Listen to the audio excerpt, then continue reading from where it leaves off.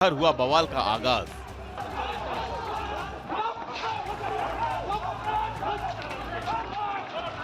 BJP की पूर्व नेता नुपुर शर्मा के विवादित बयान के विरोध में प्रदर्शन की आड़ में फसादियों ने शुक्रवार को देश के अलग अलग शहरों में जमकर तांडव मचाया।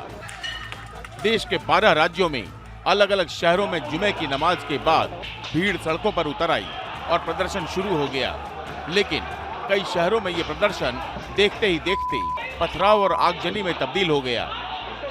प्रदर्शन के नाम पर फसादियों ने पत्थर चलाने शुरू कर दिए। इन लोगों को पुलिस का भी डर नहीं था। सामने पुलिस फोर्स खड़ी थी, लेकिन बेखौफ होकर पत्थर पर पत्थर चलाते रहे। पुलिस से लेकर आम लोगों की गाड़ियों को जलाने लगे, तो कहीं सांप्रदायिक सौहार्द को बिगाड़ने के लिए मंदिरों को निशाना बनाने की कोशिश भी की गई। देश भर में हिंसा की इन घटनाओं के पीछे साजिश की बू आ रही है। यूपी में जुमे की नमाज के बाद सबसे पहले बवाल सहारनपुर में शुरू हुआ। इसके बाद मुरादाबाद, फिरोजाबाद, हाथरस और प्रयागराज में भी अचानक हिंसा भड़क उठी। लेकिन प्रयागराज में माहौल सबसे ज्यादा खराब रहा। यहाँ दंगाइयों ने कई गाड़ियों को आग के हवाले कर दिया। उनकी पत्थरबाजी से पुलिस के कई आला अधिकारी घायल हो गए। पोस्टर इत्यादि के बारे में लगातार कार्रवाइयाँ हो रही हैं। ये विशेषकर वो लोग हैं जो माहौल को खराब करना चाहते हैं, और इसमें कोई किसी धर्म से कोई लेना देना नहीं। जहाँ भी इस तरह के धार्मिक उन्माद फैलाने के इंस्टेंसेस आए हैं, वहाँ गिरफ्तारियाँ की गई। रांची में दंगा भड़काने की साजिश। झारखंड की राजधानी रांची में तो सबसे ज्यादा हिंसा हुई। यहाँ जुमे की नमाज के बाद उपद्रवियों ने हिंसा का नंगा नाच शुरू कर दिया। जमकर पथराव, तोड़फोड़ और आगजनी हुई। उपद्रवी लाठीचार्ज और आंसू गैस के गोले से भी काबू नहीं हुए, तो पुलिस को फायरिंग करनी पड़ी, जिसमें 2 लोगों की मौत की खबर है। दंगाइयों ने मंदिर को भी निशाना बनाने की कोशिश की।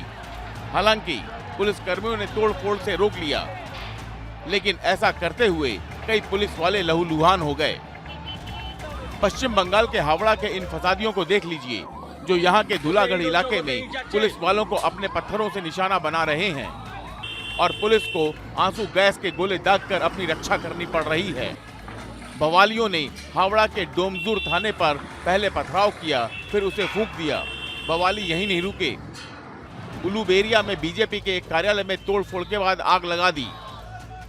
दिल्ली, पंजाब और मध्य प्रदेश से लेकर गुजरात, महाराष्ट्र और कर्नाटक तक में जुमे की नमाज के बाद लोग सड़कों पर उतर आए और नुपुर शर्मा के खिलाफ नारेबाजी की।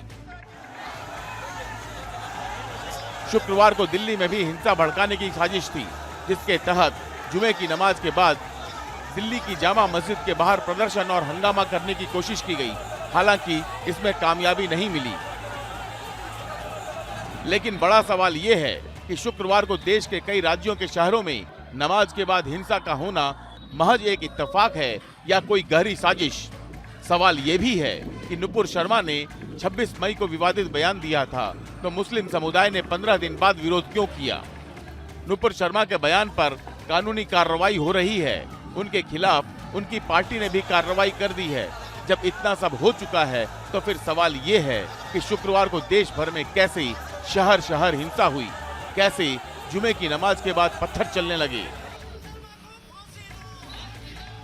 सवाल ये भी है कि मुस्लिम समुदाय के इस बेलगाम प्रदर्शन के लिए भड़काऊ बयानबाजी कितनी जिम्मेदार है।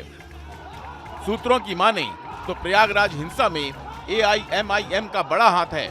माना जा रहा है कि AIMIM के नेताओं ने ही लोगों को भड़काया। इस मामले में अब IB जांच कर रही है। अलग अलग राज्यों में जुमे की नमाज के बाद हुई हिंसा का पैटर्न देखें तो ये साफ हो जाता है कि जुमे की नमाज के बाद हिंसा की पूरी प्लानिंग थी। यानी ये हिंसा एकाएक नहीं हुई, बल्कि ये एक प्री प्लान्ड साजिश थी।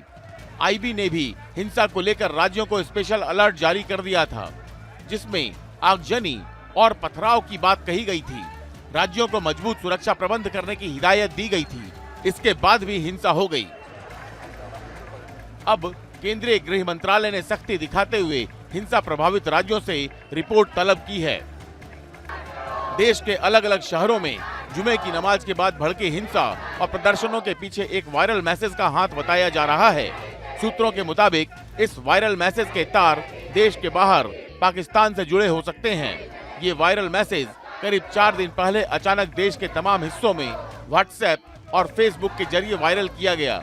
इस वायरल मैसेज का जो ओरिजिन है, यानी ये मैसेज कहां से वायरल किया गया, इस एंगल पर शुरुआती जांच पाकिस्तान की तरफ इशारा कर रही है। फिलहाल जांच एजेंसियां उन नंबरों की स्क्रूटनी कर रही हैं जिनसे पिछले 1 हफ्ते में इस वायरल मैसेज को देश के तमाम शहरों में भेजा गया। इसके साथ ही व्हाट्सएप, फेसबुक और दूसरे सोशल मीडिया ऐप को लेटर लिखकर डिटेल मांगी जा रही है ताकि इस दंगे की साजिश रचने वाले गुनहगारों को उनके अंजाम तक पहुंचाया जा सके। Team news nation.